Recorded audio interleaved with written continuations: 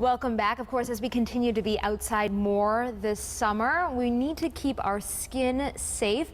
And it's not really a one-size-fits-all when it comes to sunscreen. And I'm joined with Dr. Lauren Cole with dermatology at Yale New Haven Hospital. And we're going to talk a little bit about sunscreen and how to pick the right one for your family. Thank you so much for being here, Dr. Cole. I appreciate it. Nice to meet you too. So what should people, when they're looking at the aisle and there are so many options, how do you pick the right one if you've got little ones, if you've got teenagers? What do you want to keep in mind? So basics for middle-aged children to adults, you want one that says broad spectrum. So that includes, it blocks against UVA and UVB. So kind of the wide spectrum of things that can cause damage. And you want an SPF 30 or higher. That's when you can get the maximum protection, more bang for your buck. And does it matter, like 30 versus 50 versus 70?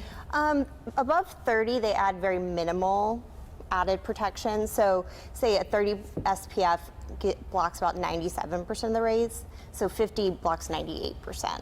So not a big difference, but I usually tell my patients 30, higher the better.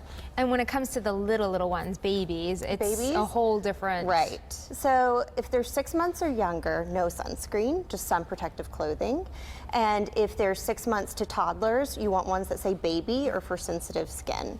So those have physical sunscreens, so zinc oxide, titanium dioxide, so they don't have all the irritants that more adult sunscreens have that could harm baby skin. What's the difference between zinc oxide and titanium oxide, and should we keep our mind on one over the other? They both are great ingredients. They both physically block the sun from getting to the skin and reflect rays rather than the chemical sunscreens which absorb them and keep them from causing damage. So both are good? Both are good. How do you know if you should use an organic sunscreen? I know that that's also very popular right now. Organic sunscreens don't add any extra protection. It's usually the added ingredients, so the fragrances, the scents that are more organically sourced than the basic ingredients for the suns that are actually providing protection. And sometimes those fragrances can make your skin irritable. They can cause irritation. So people that have that happen, you just want to look for one with a label that says sensitive skin.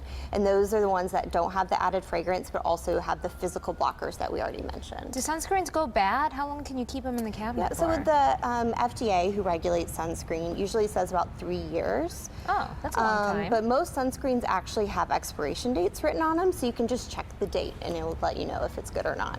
That is some great advice. And how often do you see really bad burns coming through your doors this time of year? Is this common? Very often. Really? So even if we're getting the message out there, people are still not using it. Because people forget to reapply. So they'll put it on right when they go to the beach and they're there for a few hours and forget to reapply. So we always recommend reapplying after 2 hours.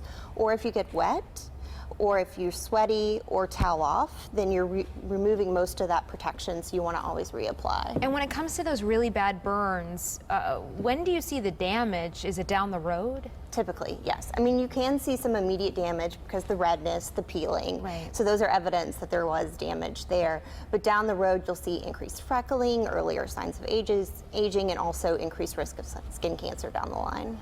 And when it comes to those moles, you know, or something where maybe you had, you know, a sunburn there, what do you want to be mindful of? So you want to look for new moles that are developing or ones that are changing, and any of that time happens, you always want to see your dermatologist. Well, thank you so much, Dr. Cole. Some great advice. Is there anything we missed? Also recommend sun protective clothing. Yeah, so there's new good. clothing with sun protection added, weaved into the fabric. So that's always great for people that say they don't like the feel of sunscreen. They can always throw one of those shirts on, throw a hat on, and that provides great protection. I love hats. Yes, those me are too. so good in the summer. Yes. And plus they're fashionable, I know, that's what I always tell patients. That's right. Well, thank you so much, My Dr. pleasure. Cole. I appreciate it. Some great advice. And for Thank more you. information, you can always head to our website, WTNH.com. Just click on that On Air tab and pull it down to the Good Morning Connecticut Weekend section. And even though we won't be seeing a lot of sunshine today, you can still get burned even through those gray clouds. So be careful out there, right? Indeed, that is very true. Absolutely, you can, Steph. Now, the UV index not in the high category today, but wait for this week, though. It definitely will be going up there. Other thing we're watching, too, is the pollen count, which, of course, for today is low because we saw some rain, we saw some mist overnight last night.